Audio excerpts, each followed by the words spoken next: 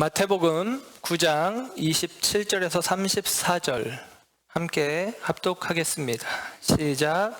예수께서 거기에서 떠나가실새 두 맹인이 따라오며 소리질러 이르되 다윗의 자손이여 우리를 불쌍히 여기소서 하더니 예수께서 집에 들어가심에 맹인들이 그에게 나아오거늘 예수께서 이르시되 내가 능히 이 일 할 줄을 믿느냐 대답하되 주여 그러하오이다 하니 이에 예수께서 그들의 눈을 만지시며 이르시되 너희 믿음대로 되라 하시니 그 눈들이 밝아진지라.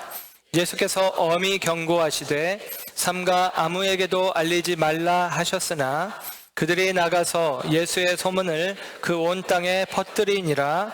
그들이 나갈 때에 귀신 들려 말 못하는 사람을 예수께 데려오니 귀신이 쫓겨나고 말 못하는 사람이 말하거늘 무리가 놀랍게 여겨 이르되 이스라엘 가운데서 이런 일을 본 적이 없다 하되 바리새인들은 이르되 그가 귀신의 왕을 의지하여 귀신을 쫓아낸다 하더라. 아멘. 아멘. 자리에 앉으십니다. 오늘도 주의 은혜와 은총이 저와 여러분 가운데 함께하는 줄 믿습니다. 마태복음 강의 19번째 시간 내 믿음대로 되라 라는 제목으로 말씀을 전합니다. 내 믿음대로 되라. 아멘이십니까? 진짜요? 이게 되게 무서운 말인데 내 믿음대로 되라.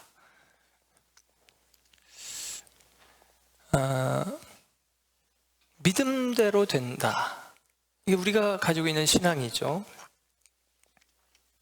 그래서 믿음을 점검하는 일들이 우리 가운데 있습니다. 간혹 공동체 게임 가운데 이제 믿음 게임이라고 해서 그 사람의 믿음을 시험하고 또 믿음을 또 훈련하는 그런 게임 중에 이런 게임이 있어요. 예를 들면 뒤에서 사람이 받쳐줄 테니까 믿고 뒤로 넘어져 봐라. 예를 들면 눈 감고 뒤로 넘어지는 것이죠. 넘어질 때 대부분의 사람들은 발이 이렇게 왜? 못 믿으니까. 혹은 일자로 못 넘어지고 엉덩이가 뒤로 이렇게 빠지면서 넘어집니다. 못 믿으니까. 근데 이제 믿어라 라고 하고 뒤에서 이제 받쳐주는 그런 게임을 하기도 합니다. 뭐 이런 게임도 있대요.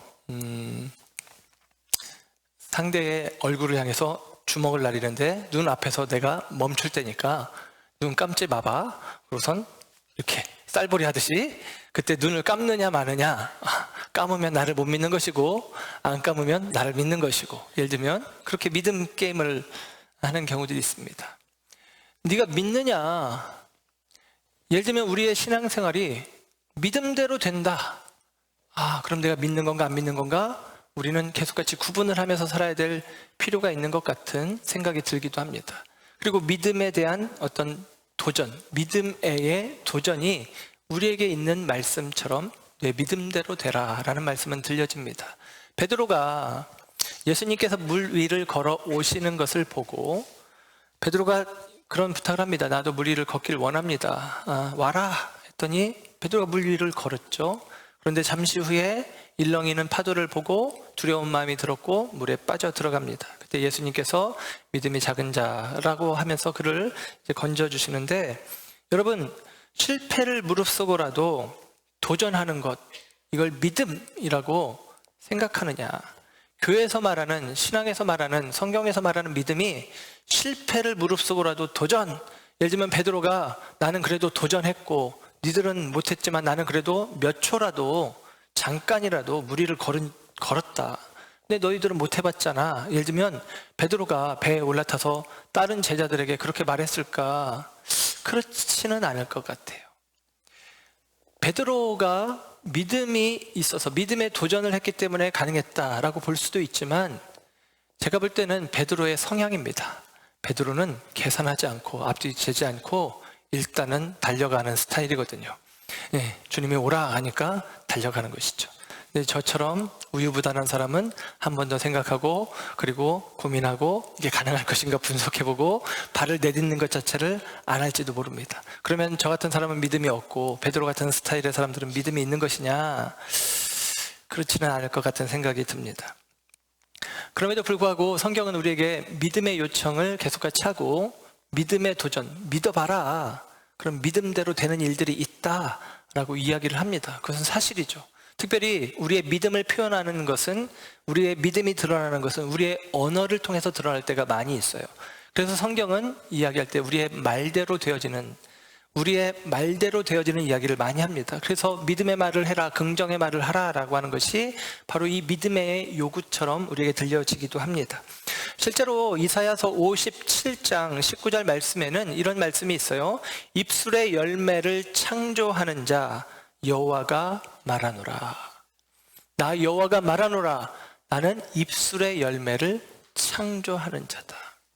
물론 이 말씀이 말씀하신 대로 이루신다라는 의미도 되겠지만 저와 여러분이 말하는 것에 따라 주님이 그것을 열매 맺게 하신다라는 의미로 이해해 볼 수도 있습니다. 그래서 저와 여러분들이 믿음의 도전, 믿음대로 되어지는 것이고 이 믿음의 언어를 사용하는 것이 참 중요하죠.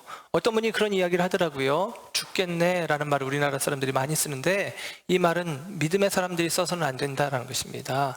죽겠네, 배고파 죽겠네, 힘들어 죽겠네, 더워 죽겠네, 재밌어 죽겠네, 웃겨 죽겠네, 이런 얘기 하지 말라는 것이죠. 그래서 죽겠네라고 하지 말고 죽겠네라고 얘기하라는 거예요.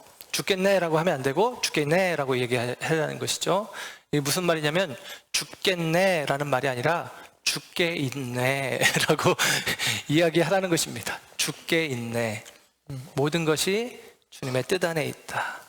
모든 것이 주님의 섭리 안에 있다. 내 삶을 주께 맡긴다. 그게 믿음이잖아요. 나를 내어 맡긴다. 나를 의탁한다. 이게 믿음인데 주께 있네. 이게 바로 믿음의 말이죠. 저와 여러분들이 믿음의 말들을 내뱉을 때에 주께 있네 라는 말을 할 때에 우리는 죽겠네 라는 말이 아니라 주님 안에서 나는 살았다. 주님 안에서 나는 생명이다 라고 이야기할 수 있을 것 같습니다. 오늘 우리가 읽은 본문의 이야기는 마태복음 8장 9장 예수님의 10번의 능력 행하심 기적 사건, 그 가운데 이제 마지막 9번째 10번째에 해당하는 사건이에요. 두 맹인, 그 맹인의 눈을 예수님이 열어주셨고 그리고 말 못하는 사람의 입을 열어주셔서 말하게 해주셨고 또 이 끝에는 34절에는 한 무리가 또 등장하는데 바리새인들이라고 하는 무리가 등장을 합니다. 이 세 부류의 사람을 중심으로 오늘 말씀의 이야기가 진행이 되어집니다. 두 명의 맹인의 이야기 속에서 여러분에게 이런 질문을 먼저 해본다면 맹인이 있고 말 못하는 사람이 있어요. 이 가운데 예수님을 따라갈 수 있는 사람이 누구일까? 예수님을 따라가지 못할 사람이 누구일까? 예수님을 따라갈 수 없어서 누군가 데려와야 되는 사람, 그 사람이 누군가? 예수님을 자기 발로 따라갈 수 있는 사람이 우리 생각으로는 맹인, 보지 못하는 사람. 그 사람은 스스로 갈 수가 없으니까 누군가 데려와야 되겠다라는 생각이 들죠.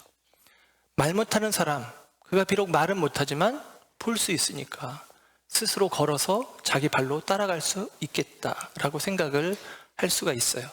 그런데 여러분 오늘 성경에는 거꾸로 돼 있어요. 일반적인 우리들의 생각과 반대로 성경이 기록이 되어져 있습니다. 27절을 먼저 보시면 이렇게 기록돼요. 예수께서 거기에서 떠나가실새 두 맹인이 따라왔다. 두 맹인이 따라오며 소리질러 다윗의 자손이여 우리를 불쌍히 여기소서. 그러면서 그 다음에 예수님께서 집에 들어가심에 집으로까지 따라 들어왔다 라고 28절에 얘기를 해요. 반면에 32절의 말씀을 보면 말 못하는 사람, 그가 귀신 들려 말을 못하는 사람이 있는데 사람들이 예수께 데려왔다 라고 이야기를 합니다. 우리가 가지고 있는 일반적인 생각에서 반대죠. 맹인이면 누군가 데려와야 될 것 같은데 스스로 따라갔다라고 그러고 말 못하는 사람은 스스로 얼마든지 갈 수 있을 것 같은데 데려왔다라는 이야기를 해요.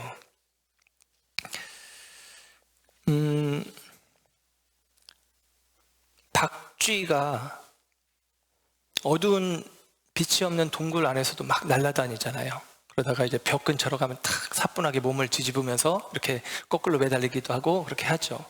박쥐가 그렇게 어두운 데서 날아다니는 것을 그 박쥐는 우리가 아는 것처럼 볼 수가 없어요. 그런데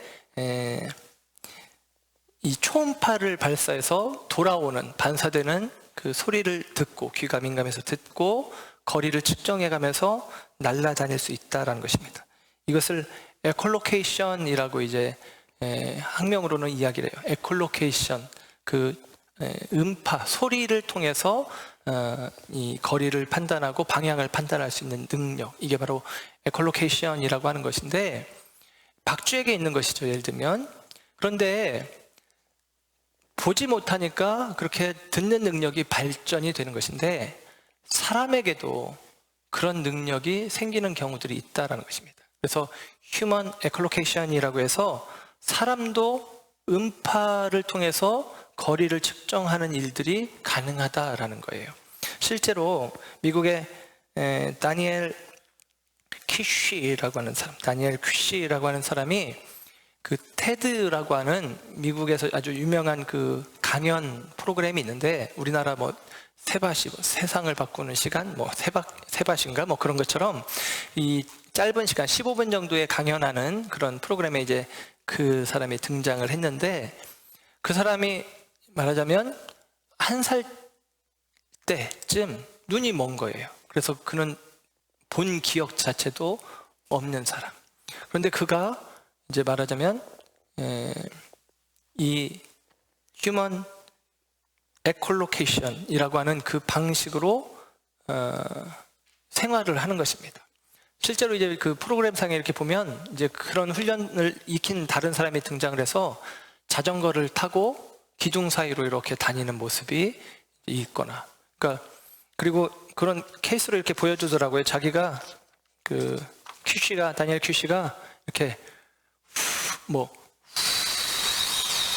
하는 방식으로 해서 소리가 달라진다 이거죠. 거리에 따라서 내게 들려지는 소리가 달라진다 하는 방식으로 설명을 해요. 그러면서 이게 우리 생각으로는 이걸로 어떻게 거리를 측정해 하는데 눈이 먼 사람들은 전적으로 귀에 의존을 하다 보니까 귀가 발달이 되면서 그게 가능하다라는 거예요.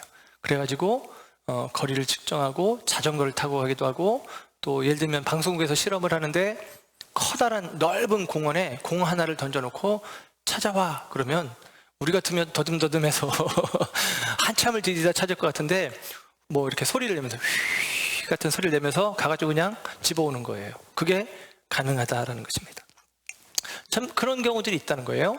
뭐 예를 들면 오늘 본문에 나오는 이 맹인들이 이런 휴먼 에콜로케이션이라고 하는 그런 기능들을 익혀서 그 사람들이 예수님을 어디로 가든지 예수님을 이렇게 따라갈 수 있었다 그런 얘기를 하려고 하는 게 아니라 예를 들면 이런 얘기를 하고 싶은 것입니다. 눈이 멀었다. 그래서 귀가 발전한다 라는 개념처럼 오늘 본문 속에 나오는 이 사람들은 육적인 눈이 먼 사람들인데 그래서 그런지 영적인 눈이 발달된 사람들이라고 이야기해 볼 수 있을 것 같아요. 눈이 멀었지만, 육적으로는 눈이 멀었지만 영적으로는 눈이 뜨여진 사람들, 그런 느낌입니다. 그들이 예수님을 향해서 이렇게 말을 해요. 다윗의 자손 예수여 라는 것입니다. 여러분, 다윗의 자손이라는 말이 마태복음에 지금 2번째 나오는데 사람들의 입을 통해서는 처음 나오는 표현이에요. 다윗의 자손이여 라는 말은 구약의 개념으로 이야기하면 메시아여, 그리스도여 라고 부르는 것입니다. 눈이 멀었기 때문에 오늘날에는 눈먼 사람도 점자책을 통해서 또는 어떤 다른 교육 도구를 통해서 듣고 배우는 방법들이 있겠지만 고대 사회의 눈먼 사람들은 배움의 기회도 다 잃어버리고 그들이 알 수도 없고 배울 수도 없고 모든 기회들이 다 막혀버리고 심지어는 눈먼 사람들은 부정한 것으로 여겨지기도 했었습니다. 그런 그가 어떻게 예수님을 메시아로 알 수 있었을까? 예수님에 대한 이야기들만 아마 전에 들었을 텐데 그 이야기들을 듣고도 영적인 민감함, 영적인 눈을 떠서 예수님을 메시아로, 다윗의 자손으로 부르고 있다는 것입니다. 마태복음 1장 1절에 다윗의 자손, 아브라함과 다윗의 자손 예수 그리스도의 계보라라는 말씀으로 성경이 시작되는데, 그것은 마태가 이 마태복음의 취지, 마태복음의 의미를 설명하기 위해서 이 예수님에 대한 복음을 열면서 표현하는 말이고, 거기서 다윗의 자손이라는 말이 나왔지만 실제로 사람들의 입에서 다윗의 자손이라는 말이 지금 표현된 것은 처음입니다. 심지어 예수님을 따라가는 제자들도 아직 예수님을 대해서 메시아다, 그리스도다, 다윗의 자손이다 라고 이야기하지 않았는데, 오늘 본문 속에 나오는 이 사람이 다윗의 자손이다 라고 이야기를 하는 것이죠. 그는 육적으로는 눈이 멀었지만 영적 민감함이 그에게 허락되었고, 그가 예수님을 메시아, 곧 다윗의 자손이라고 이야기하고 있다라고 하는 사실이죠. 또 한 가지 우리에게 이런 의문을 던져볼 수 있는데요. 오늘 예수님께서 이 두 맹인의 사건, 이 사건 속에, 두 맹인을 고쳐주신 사건 속에 두 맹인이 예수님께 이 눈이 멀었음에도 불구하고 예수님을 향한 갈망을 가지고 예수님을 따라왔잖아요. 그러면서 외쳤습니다. 다윗의 자손이여, 우리를 불쌍히 여겨주세요, 도와주세요 라고 하죠. 예수님께서 도와주시느냐? 그렇지 않아요. 오늘 본문 27절에는 우리를 불쌍히 여겨주소서 그랬는데 예수님께서 대답하지 않고 28절에 보면 예수께서 집에 들어가시매 그럽니다. 27절, 예수께서 거기에서 나가시매, 거기는 어쩌면 말씀이 그냥 이어진 대로 우리가 받아들이면 회당장 야이로의 집에서 나와서 예수님이 다른 집에 들어가시는데 그 집을 일반적으로 베드로의 집이라고 생각을 합니다. 예, 야이로의 집에서 베드로의 집으로 가는 사이 그 길에 이 눈먼 두 사람이 예수님께 도와주세요 하고 요청을 하는데 예수님이 모른 척하고 그냥 안으로 들어가 버리셨죠. 그랬더니 그들이 따라 들어가서 예수님께 도움을 청하는 거예요. 그랬더니 비로소 그때서야 예수님께서 네가 믿느냐? 네 믿음대로 되라 하면서 고쳐주셨다라는 거예요. 그런데 여러분, 두 맹인을 고쳐주시는 이야기는 오늘 본문에만 있는 게 아니라 마태복음 20장에도 나와요. 똑같은 이야기가 나옵니다. 마태복음 20장에 두 맹인을 고쳐주시는 이야기가 나와요. 그리고 마태복음 20장은 다른 마가복음이나 누가복음의 말씀을 통해서 댓구 성경을 확인해 보면 우리가 아는 이름 바디메오라는 이름으로 언급이 됩니다. 아마도 그 두 맹인 중에 하나가 바디메오일 가능성이 있겠죠. 바디메오를 고쳐주시는 사건 속에서는 이렇습니다. 똑같아요. 예수님이 길을 가실 때에, 그때는 이제 장소가 여리고예요. 오늘은 가버나움이고 장소가 다르겠죠.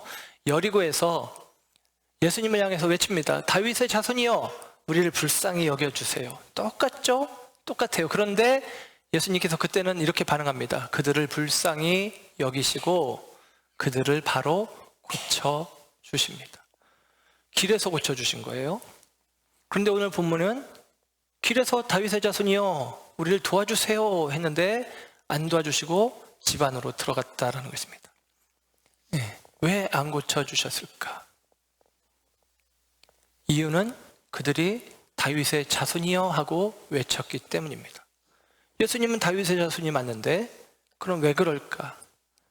예수님이 종종 그런 말씀을 하시는데 내 때가 아직 아니다. 예수님의 타임테이블에, 예수님의 시간표에 아직 아니다라는 거죠.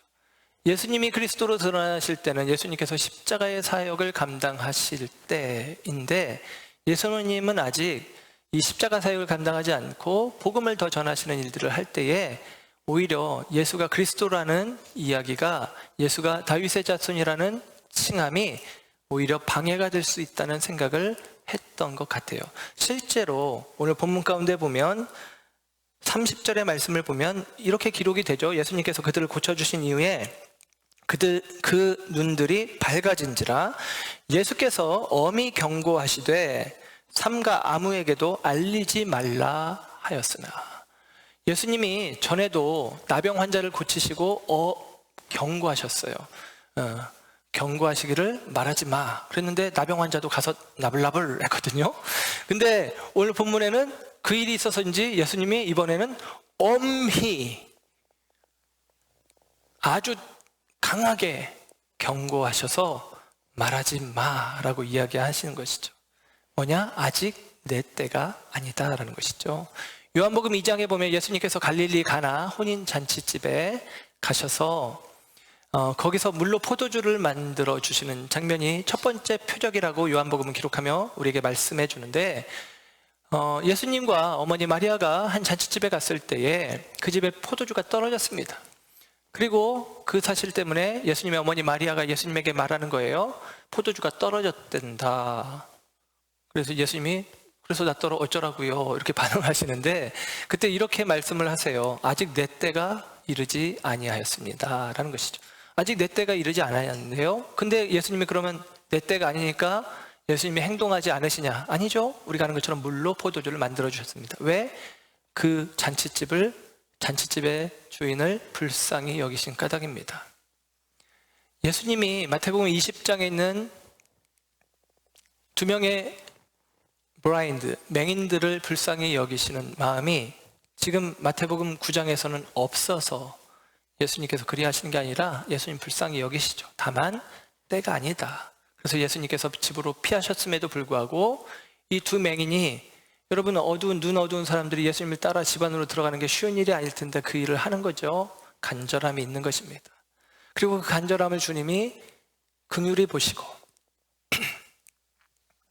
불쌍하게 여기시고 집 안에서 고쳐주시는 일을 하셨다라고 하는 사실입니다.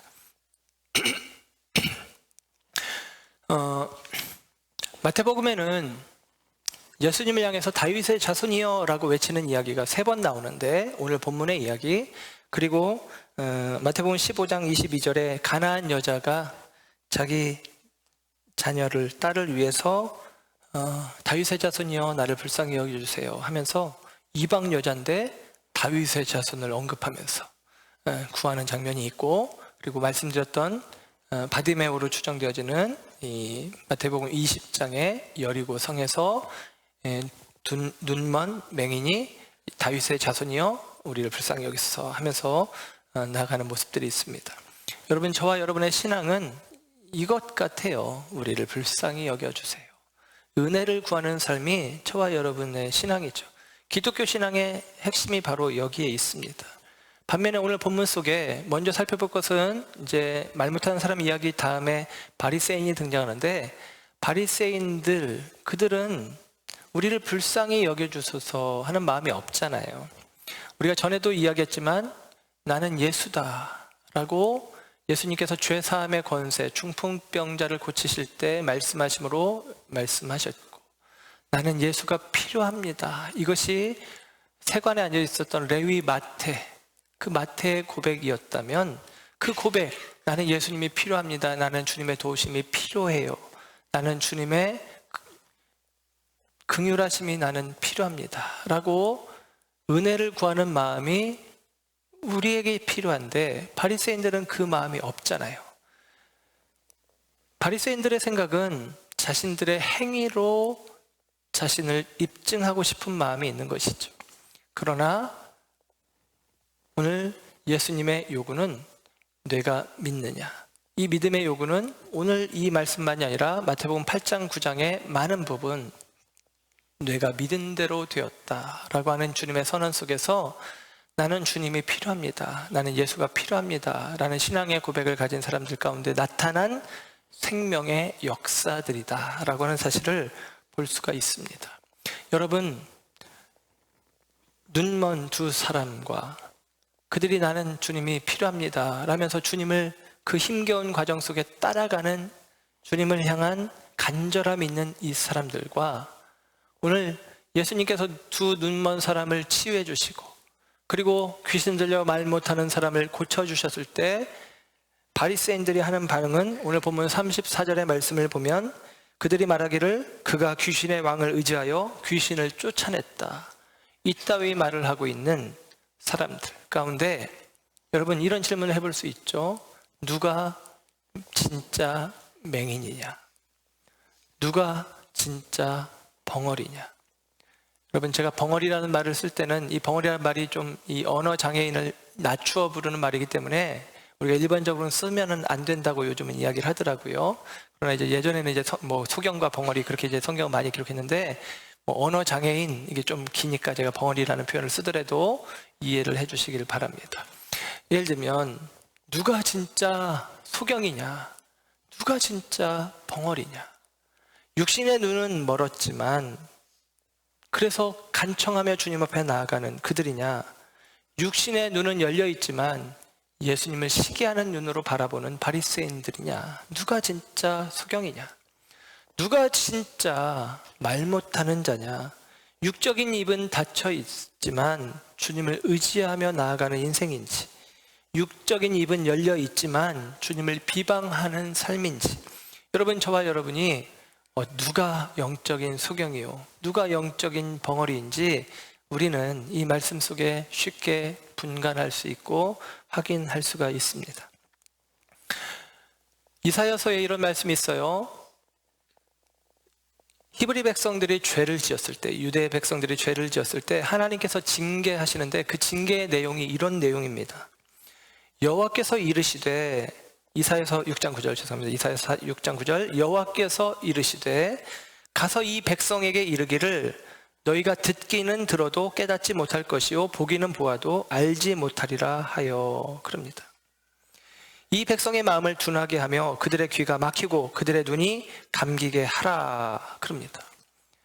듣기는 들어도 깨닫지 못하고 보기는 보아도 알지 못하는, 눈은 열려 있지만 보지 못하고 귀도 열려 있지만 듣지 못하는, 이게 주님이 주신 징계라고 하는 사실입니다.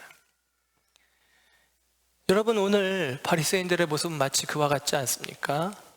듣기는 들어도 깨닫지 못하고 보기는 보아도 알지 못합니다. 다른 사람들은 예수님을, 맹인들은 다윗의 자손이라고 부르고 예수님께서 이 말 못하는 사람을 고쳐주셨을 때 그 무리들은 와, 이 일이 놀랍다. 9장 33절에 보면 무리가 놀랍게 여겼다는 거예요. 와, 놀랍다. 야, 대단하다. 다시 말하면 이건 메시아의 일이다라고 생각을 하는 거예요. 그런데 반면에 바리새인들은 보아도 보지 못하고 들어도 듣지 못하는 모습으로 예수님이 하신 그 일을 폄하하며 귀신의 왕을 의지했다라고 이야기를 하는 것입니다. 이 이야기는 마태복음 12장에 다시 한번 반복되어지고 요한복음 9장에도 이제 기록이 되어지는데, 요한복음 9장에서는 날 때부터 소경된 사람, 날 때부터 안 못 보는 사람이 등장합니다. 그 사람에 대해서 사람들이 이런 질문을 시작해요.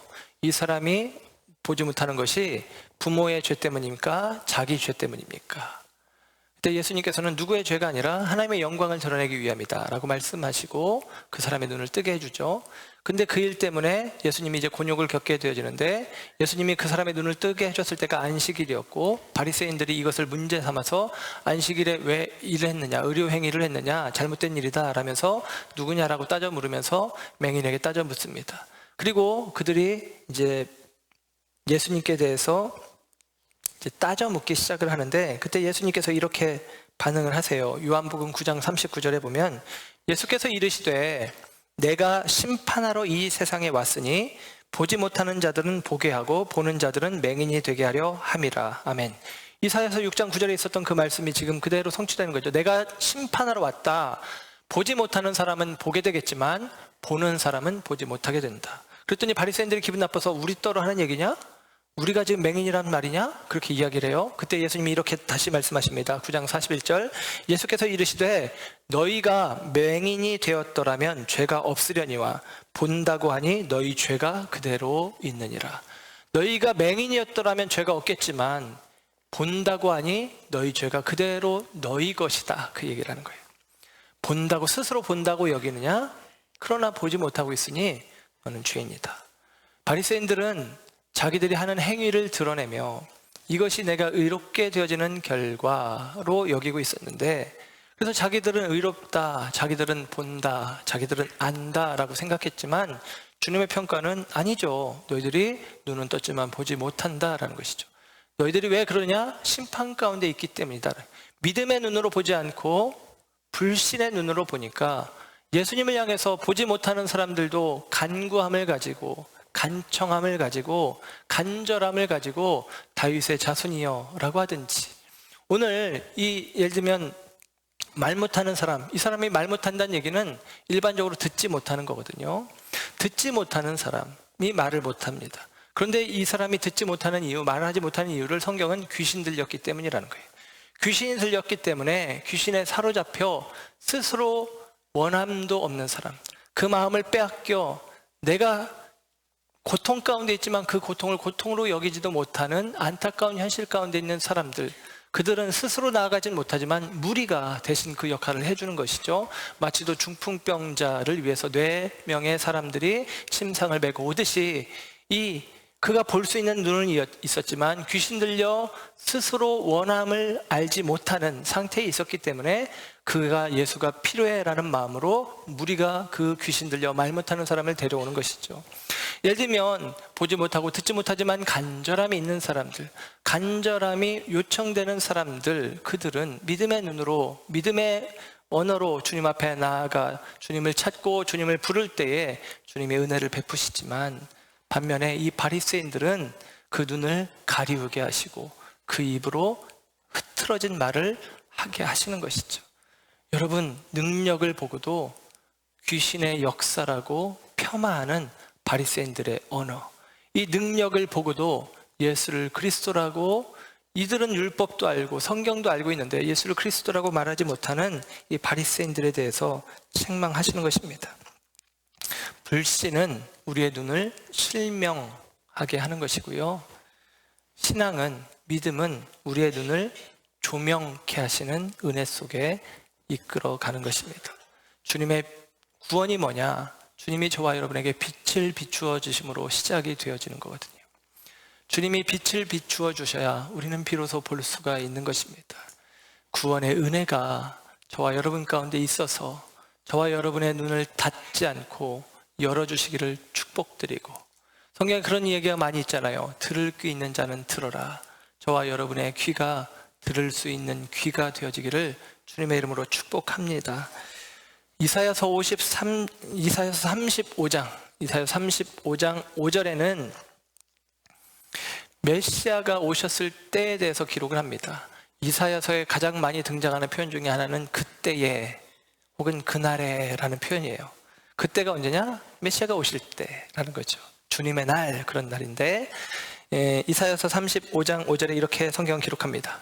그때에 맹인의 눈이 밝을 것이며 못 듣는 사람의 귀가 열릴 것이며 그때에 저는 자는 사슴같이 뛸 것이며 말 못하는 자의 혀는 노래하리니 이는 광야에서 물이 솟겠고 사막에서 시내가 흐를 것임이니라. 아멘.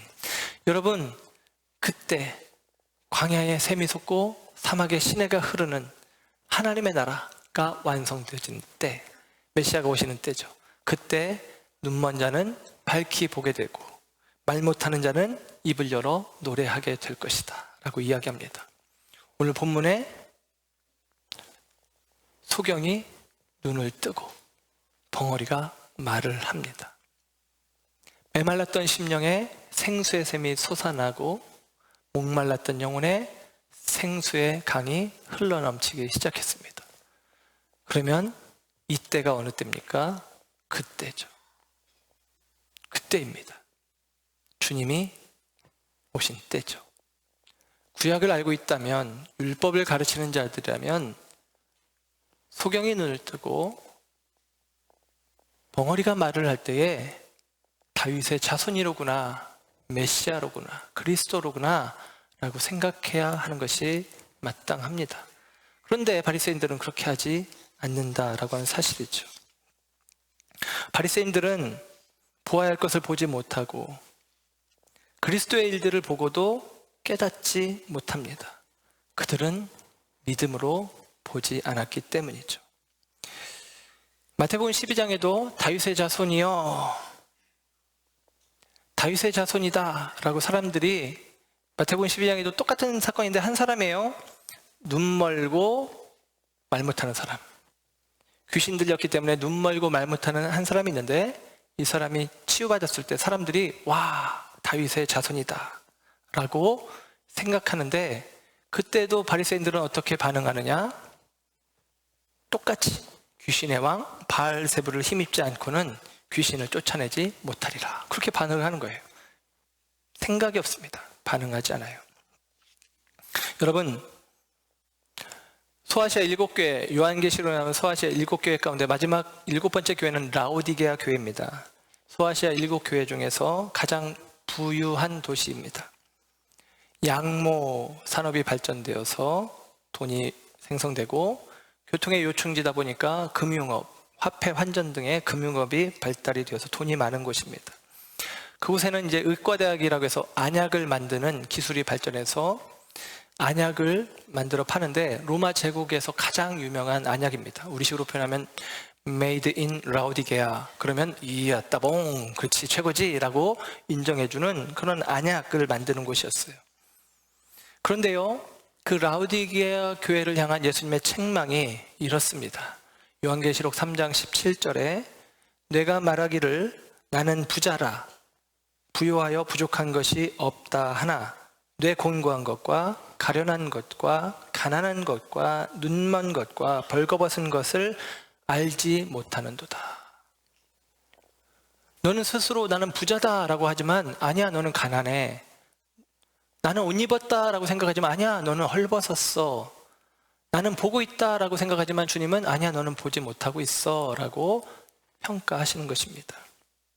그러면서 이어지는 말씀에서는 이렇게 이야기합니다. 내가 너를 권하노니 내게서 불로 연단한 금을 사서 부유하게 하고 흰 옷을 사서 입어 벌거벗은 수치를 보이지 않게 하고 안약을 사서 눈에 발라 보게 하라 그럽니다. AD 17년에 이 소아시아 지역에 지진이 나서 모든 건물들이 다 무너졌어요. 그래서 로마에서 후원금을 주어서 도시들을 재건하게 하는데, 라오디게아는 No thank you, 괜찮아요, 우린 돈 많아요, 우리끼리 알아서 할게 하고선 자기들끼리 도시를 생성할 만큼 부유한 도시였습니다. 양모 산업이 발전했고 금융업이 발전했고 그리고 안약을 만들어서 파는 의학이 발전했기 때문이죠. 그런데 예수님은 이런 말씀을 하십니다. 너희들이 스스로 부자라고 하지만 가난하다. 내게 단련한 금을 사야 된다. 너희들이 스스로 옷을 입었다, 양모 옷을 입었다, 가장 비싼 옷을 입었다 생각하지만 아니다. 너희들은 헐벗었다. 너희들에게는 흰 옷이 필요하다. 너희가 안약을 팔며 우리는 눈이 깨끗해라고 말하지만 아니다. 내게서 안약을 사서 바르고 보아라 라고 이야기하는 거죠.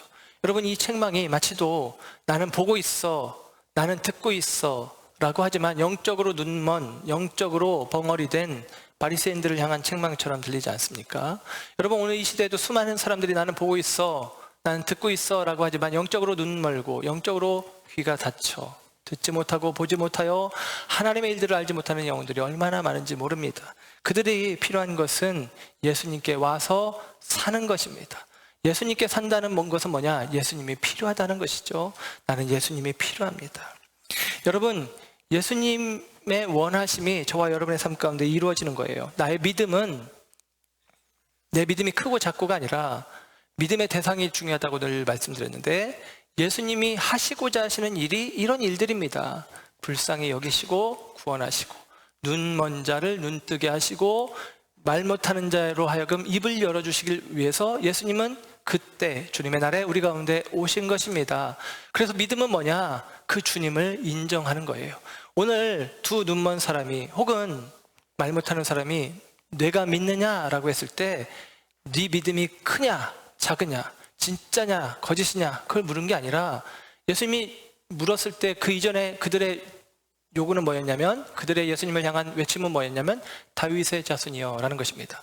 그럼 예수님이 믿느냐라는 것은 이런 느낌인 것이죠. 내가 믿느냐라는 것은, 그래, 네가 말한 대로 내가 다윗의 자손임을 믿느냐, 내가 메시아됨을 믿느냐, 내가 그리스도임을 믿느냐, 내가 너를 구원할 수 있음을 믿느냐, 내가 하는 일이 하나님의 일이라는 사실을 네가 믿느냐, 그것입니다. 저와 여러분의 믿음이 크고 작음이 아니라 우리 가운데서 일을 행하시는 주님, 그 주님이 메시아임을, 하나님의 아들이심을, 저와 여러분 가운데 그 주님이 우리로 생명을 허락하시고 하나님의 나라를 우리 가운데 성취하시고 회복, 다윗의 자손, 아브라함과 다윗의 자손 예수 그리스도의 계보, 세계, 재창조하시기 위해서 이 땅 가운데 오셨다라는 사실을 신뢰한다면 저와 여러분의 닫혀진 눈이 열려질 것이고 저와 여러분의 막혔던 입이 뚫려질 것이다 라고 하는 사실입니다. 마태복음 8장과 9장에 10가지 기적사건이 기록됩니다. 믿음의 요구가 그들 가운데 있습니다. 그러나 마태복음 8장과 9장에서는 마태가 의도적으로 이 기적의 사건들을 묶어두었다고 했는데 그 이유는 뭐냐? 예수님이 자비의 왕이시오, 권능의 왕이시오, 생명의 왕이시라. 자비 가운데 우리 가운데 오셨고 권능으로 모든 것들을 제어하시고 우리 가운데 생명을 주실 수 있는 분으로 묘사하고 우리에게 이 마태복음 8장 9장에 있는 10가지 기적사건의 내용들을 통해서 우리에게 마태가 요구하는 것은 그 예수님을 믿어라, 예수님을 믿음의 대상으로 우리에게 제시해주고 있는 것이 바로 마태가 하는 일이다라는 사실입니다. 맹인은 간절한 믿음을 갖고 있었습니다. 나는 메시아가 필요합니다. 벙어리는 믿을 수가 없는 사람이었어요. 스스로는 귀신에 사로잡혀 그는 도움이 필요했고 다른 사람의 도움을 힘입어 회복됩니다. 간절한 마음으로 우리가 주님을 찾을 때 주님은 우리의 눈을 열어주실 것입니다. 그리고 우리를 도구 삼아서 귀신에 사로잡힌, 곧 세상에 사로잡힌, 정욕에 사로잡힌, 마귀의 괴계에 사로잡힌 세상에 속한 많은 사람들, 수많은 복음이 외쳐짐에도 불구하고 듣지 못하는 그들을 저와 여러분이 이끌고 주님 앞으로 나아갈 거룩한 책임이 또한 우리 가운데 있습니다. 그러나 바리새인들은 다릅니다. 그들은 믿고 싶지 않았던 거예요. 그래서 예수님을 잘못 해석합니다. 예수님의 이 기적과 능력을 생명의 역사로, 하나님 나라의 성취로 이해하지 않고 마귀의 역사로, 바알세불의 역사로 이야기하는 것입니다. 마태복음 13장 58절에 이런 말씀이 있어요. 그들이 믿지 않음으로 말미암아 거기서 많은 능력을 행하지 아니하시니라. 여러분, 예수님의 능력이 우리 때문에 제한되는 것은 아니지만 믿지 않는 자들에게 예수님의 능력을 나타내시지 않습니다. 저와 여러분이 믿음으로 서 있을 때, 주님을 향한 간절함이 있을 때, 기대가 있을 때 저와 여러분의 삶 가운데 믿음의 역사는 나타나는 것입니다. 특별히 저와 여러분이 무엇보다도 영적으로 눈을 뜰 수 있는 믿음의 눈 허락하시기를 주의 이름으로 축복합니다. 낮은 대로 임하소서라고 하는 책, 영화로도 아주 오래전에 나왔던 영화인데요, 안요한이라는 목사님의 이야기입니다. 그분의 아버지가 개척교회 목사여서 엄청 가난했나 봐요. 힘들었나 봐요. 그래서 그 가난한 목사 아들로 사는 게 너무 싫어가지고 하나님을 이제 부인하고 부정하면서 어느 날은 학교 창문에 자기가 이렇게 써놨어요. 이 도화지에다가 요한복음이 아니라 안요한복음 1장 1절 하나님은 계시지 않느니라 이렇게 써가지고 붙일 정도로 자기는 하나님을 믿지 않았다는 거죠. 그러다가 37살 때에 그가 눈이 멉니다. 눈이 멀어요. 승승장구하다가 눈이 멀어버린 거예요.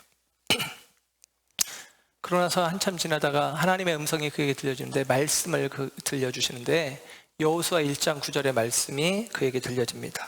내가 네게 명한 것이 아니냐, 강하고 담대하라. 두려워하지 말며 놀라지 말라. 내가 어디로 가든지 내 하나님 여호와가 너와 함께 하느니라 하시니라. 눈은 멀었지만 하나님이 나와 함께 하시는구나. 눈이 멀어서 아무것도 보이지 않아 오히려 두려움 가운데 있었는데 주님은 나와 함께 하시니 너 두려워 말라 평안하라 말씀하시는구나. 이 말씀 안에서 그가 거듭나서 지금은 새빛맹인 선교회를 섬기며 이 눈먼 장애우들을 섬기는 일들을 계속같이 오랫동안 해옵니다. 그분의 이야기가 책으로 나와서 낮은 대로 임하소서, 그리고 다시 또 낮은 대로 임하소서, 그 후 뭐 그렇게 책이 나왔다는데 제가 책은 보지 못했는데 그분의 인터뷰 기사를 하나 봤는데요. 한 신문사 기자가 그 책 내용 가운데 그런 내용이 있어요. 이런 질문을 합니다. 한때 시력을 회복할 수 있다는 의학적 소견이 있었는데 왜 회복을 시도하지 않았습니까? 책에 이제 그런 내용이 있는 거예요. 뭐냐면 수술을 하면 다시 볼 수 있는 가능성이 있었는데 왜 수술을 하지 않았습니까? 그런 질문을 하는 거예요. 그때 이제 이분이 이렇게 대답을 합니다. 안유한 목사님께서 제 눈에 얽힌 사연이 참 많이 있습니다. 기억에 1983년도에 독일에 갔을 때 독일의 의사들이 이야기하기를 수술을 하면 시력을 회복해서 다시 볼 수 있는 가능성이 80%가 넘는다라고 내게 얘기를 해줬습니다. 그래서 내가 그 이야기를 듣고 너무 기뻤다. 일주일 동안 잠을 자지 못할 정도로 너무 기뻤다. 근데 막상 수술을 하려고 수술 동의서를 쓰려고 하는 순간 보고 싶은 마음이 구름 거치듯 사라졌다. 사람들은 이해할 수 없는 일이지만 자기에게는 그렇다라는 거예요. 하나님이 그 마음을, 보고 싶어 했던 마음을 싹 걷어가셨다라는 것입니다. 그 이유를 책에서는 이렇게 이야기를 합니다. 눈을 뜨고 다닐 때는 내가 주님을 떠났다가 눈이 멀고 난 후에 주님을 만났는데 내가 왜 눈을 다시 뜨겠습니까? 이대로 주님과 계속 함께 하겠습니다. 그렇게 말하는 것이죠. 덧붙여서 이런 이야기도 합니다. 내가 눈이 멀었기 때문에 다른 눈먼 사람들을 가까이 하기가 쉽습니다. 라고 이야기를 하는 것입니다. 자기가 눈먼 것까지도 하나님의 섭리요, 하나님의 방편으로. 그리고 내가 눈이 멀었기에 하나님을 가까이 할 수 있다라고 고백하는 것이죠. 여러분, 저와 여러분은 어떻습니까? 우리가 눈을 뜨고 있는 자들입니까? 눈이 먼 자들입니까? 우리가 영적으로 하나님을 가까이 하기 위해서 하나님을 향한 믿음의 고백으로 나아가고 있습니까? 그 길이 불편하고 힘들지만 주님이 마치도 너무 엉뚱한 주님, 도망치듯이 딴 데는 긍휼히 계시고 고쳐주시는데 이 맹인들 앞에서는 오히려 피하여 도망가시듯이 하는 주님, 내게 대하여 피하시는 것 같은 주님, 그러나 그 주님을 향한 정말 간절한 마음으로 주님이 나는 필요합니다 하면서 나는 주님이 함께 하시지 않으면 안 됩니다. 내 삶의 한순간도 주님이 없이는 나는 아무것도 아닙니다라는 고백 속에 주님을 향해서 달려나가고 있느냐? 그렇다면 저와 여러분이 여러분 영적으로 눈뜬 자라고 이야기할 수 있습니다. 오늘 본문 끝에는 이런 표현이 나와요. 끝이 아니고 30절이네요. 30절에 예수님이 엄히 경고하셨어요. 아무에게도 말하지 말아라. 아주 엄하게 경고하셨어요. 그런데 31절에는 이렇게 기록을 해줘요. 그들이 나가서 예수의 소문을 온 땅에 퍼뜨리니라. 이런 녀석들을 봤나. 엄히 경고했거든요. 제발 말하지 마. 절대 말하지 마. 근데 나가서 나불나불 다 했다는 것입니다. 여러분, 이 사람들이 나쁜 사람들입니까? 어떤 이들은 나쁘다고 이야기하지만 이들은 그럴 수밖에 없는 거죠. 이미 오늘 본문에 앞서서 회당장 야이로의 딸을 살려주신 이야기 뒤에 끝에 26절에 어떻게 성경에 기록했냐면 그 소문이 그 온 땅에 퍼지더라. 거기가 거기에요. 가버나움입니다. 이미 퍼졌어요. 예수님이 가린다고 가려질 수가 없는 것입니다. 그들에게 엄히 경고하지만 그들은 말할 수밖에 없는 것이죠. 예레미야서 20장 9절에 말합니다. 내가 다시는 여호와를 선포하지 아니하며 그의 이름으로 말하지 아니하리라 하면 나의 마음이 불붙는 것 같아서 골수에 사무치니 답답하여 견딜 수 없나이다. 나 하나님을 말하지 않고는 견딜 수가 없어요. 이 예레미야에게 주어진 은혜입니다. 저와 여러분 가운데도 그런 은혜가 있었으면 좋겠습니다. 주님을 말하지 않을 수가 없죠. 아무리 내게 경계하셔도. 여러분, 놀라운 사실은 주님이 말하지 마 했을 때는 그런 느낌이잖아요. 아직 내 때가 아니다. 그런데 이 일 이후에 우리가 다음 시간에 보겠지만 예수님이 이런 말씀을 하세요. 희어져 추수할 때가 되었다. 때가 되었다. 라는 이야기를 합니다. 아직 내 때가 아니야. 라고 예수님 말씀하시는데 이 맹인이 주체할 수 없는 기쁨과 감격을 가지고 가서 그리스도를 선포하고 나아갈 때에 마치 또 주님의 때를 이 맹인이 억지로 끌고 온 것 같은 그런 느낌이 드는 게 오늘 본문의 이야기이기도 합니다. 여러분, 맹인이 눈을 떴다. 말 못하는 자가 말한다. 구약 성경에는 없는 내용입니다. 구약 성경에도 수많은 기적들이 있어요. 구약 성경에 심지어는 죽은 사람도 살리는 이야기가 있습니다. 그런데 맹인이 눈을 뜨고 말 못하는 자가 말하는 기적은 구약 성경에 없어요. 그리고 아까 말씀드린 이사야 35장의 예언처럼 그때에 눈먼 자가 눈을 뜨고 말 못하는 자가 입을 열어 찬송할 것이다 말했습니다. 우리가 살펴봤던 기적들의 이야기는 마가복음, 누가복음에도 기록되어 있었지만 오늘 우리가 보는 이 말씀은 마태복음에만 기록이 되어 있어요. 마태는 의도를 가지고 이 말씀을 썼다고 했는데 의도적으로 지금 다른 성경에 없는 이야기를 쓰는 것입니다. 그리고 마태는 우리에게 지금 이야기하는 거예요. 하나님의 나라가 임하였다. 눈먼 자가 눈을 떴어. 말 못하는 자가 말을 하고 있어. 구약의 예언대로 그때가 되었어. 그때가 되었다. 그리고 예수가 그분이시다 라고 이야기를 해주는 것입니다. 그래서 이제 우리는 다음 시간부터 일꾼을 부르시는, 주의 복음을 들고 하나님의 나라를 선포하시는 일꾼의 이야기로 우리는 들어갈 것이에요. 저와 여러분이 지금은 우리 앞에 놓여진 이 예수 그리스도에 대한 이야기, 우리의 믿음의 대상으로 합당하신 능력 행하시는 분, 그러나 그 능력이 그냥 능력이 아니라 우리에게 대하여 자비하신 주님이시오. 자연도 귀신도 죄도 다스릴 수 있는 권능의 주님이시오. 저와 여러분의 잃었던 생명을, 잃었던 시선과 잃었던 언어를 회복케 하시는 생명의 주님을 우리 앞에 놓고 우리에게 요구하는 것입니다. 믿어라 라는 것이죠. 오늘 말씀은 이렇게 요청합니다. 내 믿음대로 되라. 여러분, 주님이 이 말씀을 하시는데 두려운 마음이 들 수 있어요. 난 믿음이 없는데. 내 믿음대로 되라 했는데 아무런 변화가 내 삶 가운데 없고 능력이 없고 나타나는 일이 없다면 얼마나 안타깝겠습니까? 내 믿음대로 되라. 주님이 우리에게 다가오셔서 말씀하실 터인데 저와 여러분이 그 믿음이 역사가 되고 능력이 되고 실제가 되어질 수 있도록 오늘 저와 여러분의 마음 가운데 믿음을 품으시길 주의 이름으로 축원합니다. 그리고 이 말씀 속에서 우리가 품어야 될 믿음은 다름 아니라 그것입니다. 나는 예수님이 필요합니다. 나는 예수가 필요합니다. 이 믿음의 고백이 저와 여러분 가운데 있어지기를 주님의 이름으로 축원합니다. 기도하겠습니다.